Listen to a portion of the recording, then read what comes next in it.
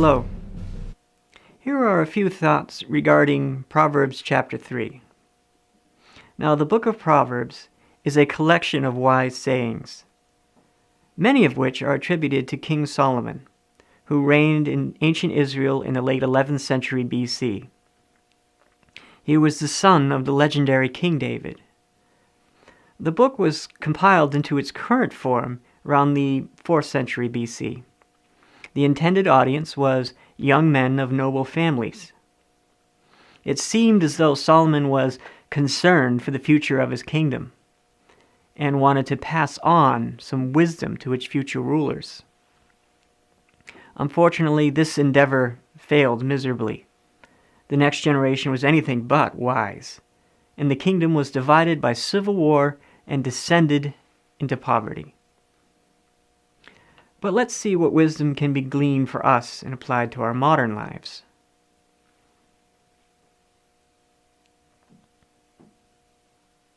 My son, do not forget my teaching, but keep my instructions in your heart, for they will prolong your life many years and bring you prosperity. Let love and truth never leave you. Bind them around your neck. Write them on the tablet of your heart. Then you will gain favor and a good name in the sight of God and man. Trust in Yahweh with all of your heart, and lean not on your own understanding. In all your ways acknowledge Him, and He will direct your path.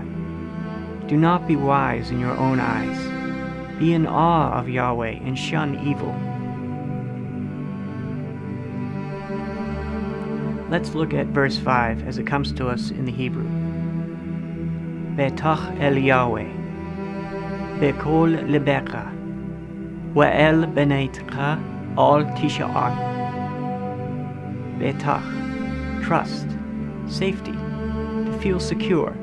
The idea behind this word is that you feel like you don't have to lock your door when you leave your house because you trust your neighbor. In other words, to feel secure with your relationship to God. This trust is the opposite of what we can call anxiety. You feel safe and secure with Yahweh. Yahweh, that name that God gave Himself, the I am that I am, the fundamental reality behind all that is. Bekol lebecha, with all of your heart.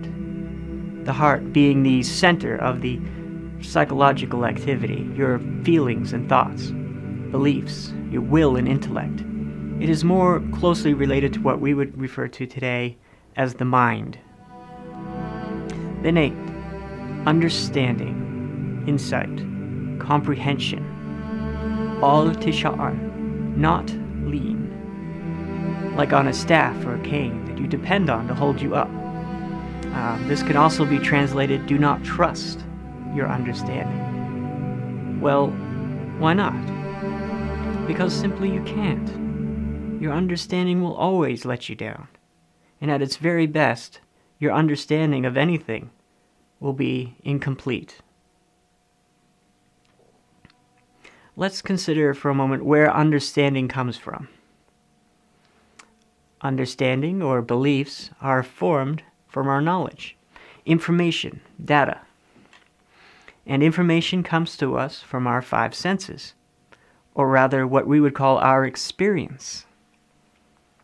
And the thing about experience is that it is completely subjective. Your 5 senses are not very reliable. The 17th century philosopher Descartes tried to decide what it was something that he could be certain of. But he found that all he knew came from his experience. So he can be certain of nothing, except that he was asking the question in the first place. So he concluded that he possibly existed. So if our experience is subjective, then our knowledge would be subjective, and thus all our understandings and beliefs are, of course, subjective. We can't be absolutely certain about anything regarding objective reality. Well, that's rather frustrating. You may ask, well, what about the scientific method? We'll use that to get around this subjective experience. We'll make a standard of measurement, and by measuring repeatedly, we'll be able to get at objective reality. Well, yes, it works very well and should be used more often in all areas of life. But you still have the problem of the observer by making so-called objective measurements affecting the thing that is being observed. This becomes even more apparent in the field of quantum mechanics. You have Schrodinger's famous thought experiment. It goes like this. You put a cat in a box with a vial of hydrogen cyanide and a cesium isotope. If the isotope decays, the cyanide is knocked over and kills the cat. If not, the cat lives. Thus, the cat is in a superposition of both states, of alive and dead at the same time, until you open the box and collapse the psi function. It is the act of observation that determines the cat's fate. And when it comes to measurement, well, the more precise you try to get, you start running into what is called the Heisenberg uncertainty principle. Well, anyways, all that to say that there is no escaping the subjectivity of our experience. Thus, our beliefs and understanding cannot be trusted. They can't be relied upon. Because, quite simply, they're always changing, or should always be changing. As we have new experiences and gain more knowledge, our understanding should grow and change. And to trust our understanding is like if you broke your leg and tried to lean on a crutch or a cane that kept changing length. You're more likely to end up on the floor with more than just your leg broken.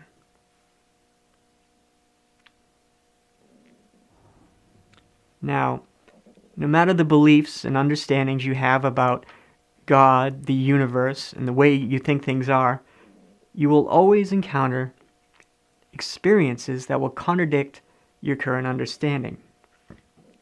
It's inescapable. You may want to cling desperately to your current understanding and reject the contradiction that you're now presented with by either ignoring the new information or by fighting against it. Well, some extreme examples of people that do this are often found in one of two areas: the extremely religious or the quasi-scientific. Like when the Wright brothers demonstrated powered flight, it was widely believed to be impossible, even though there was the Wright brothers airplane flying around for all to see. Now, here's another example of this attitude from the religious side of things. Check this out. This is a map drawn by a Professor Orlando Ferguson in 1893, proving the Earth is square and stationary. The line under the heading reads, 400 passages in the Bible that condemn the globe theory. Incidentally, even in the cultural context of the Bible, they didn't even believe the world looked like this.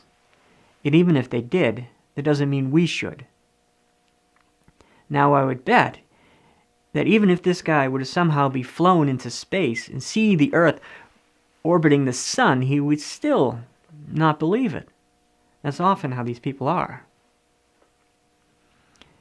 You see, if you take your understanding and you depend on it, you cling to it, regardless of what information comes your way, this is not faith. This is insecurity, doubt, and fear is anything but faith. And those that are like this, when presented with contrary ideas, often become increasingly obstreperous. You see, you don't need to defend the truth and hold it up. The truth should be what is holding you up. And those who are wise see contradiction as a chance to learn something new. Now, here in these few verses of the book of Proverbs, we are admonished to trust. And this trusting is to be in a state of mind that is not anxious. We could call it letting go, or simply faith.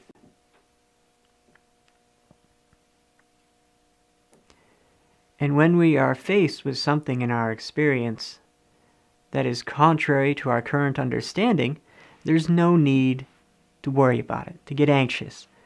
Consider the new information and let your understanding, or rather your definition of what is, get just a little bit bigger. Even if it means you were wrong about something, you are still you, and God will still be God. So what do you got to worry about? To cling to ideas of how things are is to strangle your own heart and mind. All things that are alive grow and change.